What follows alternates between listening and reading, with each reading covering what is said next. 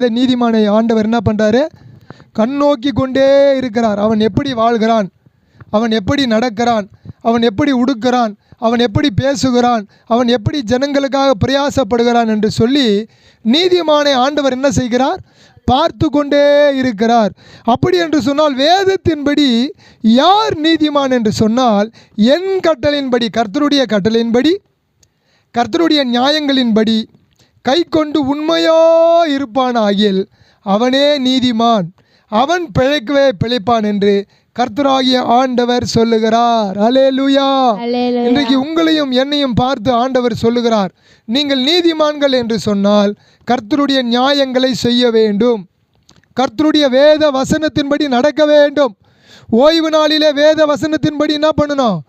ஆண்டவரை தேட வேண்டும். ஓய்வு நாளிலே ஆண்டவரை தேட வேண்டும். நமக்காக அவர் தேட தேவையில்லை, உங்களுக்காக நீங்கள் தேட தேவையில்லை. ஆனால் ஆண்டவருக்காக நாம் என்ன செய்ய வேண்டும்? ஆண்டவரை தேட வேண்டும். ஆதாம் கர்த்தரை தேடுவான் என்று சொல்லி ஏதேன் தோட்டத்தை ஆண்டவர் அவனுக்கு உண்டு பண்ணி வைத்தார்.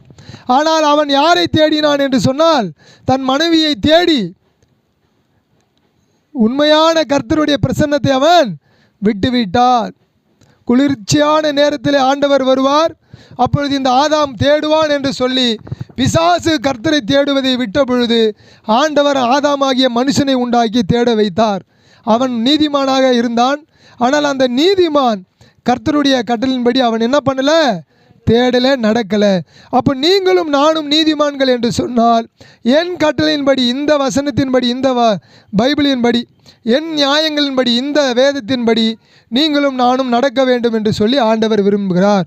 எப்படி நடக்க வேண்டும் என்று சொன்னால், உண்மையாக இருப்பானாகில் அவன் இந்த பைபிளின்படி, இந்த வேத வசனத்தின்படி, இந்த வசனத்தின்படி உண்மையாக இருந்தால் அவன் பிழைப்பான். எதில் பிழைப்பான்னா, இந்த பூமியில் பிழைத்திருப்பான்.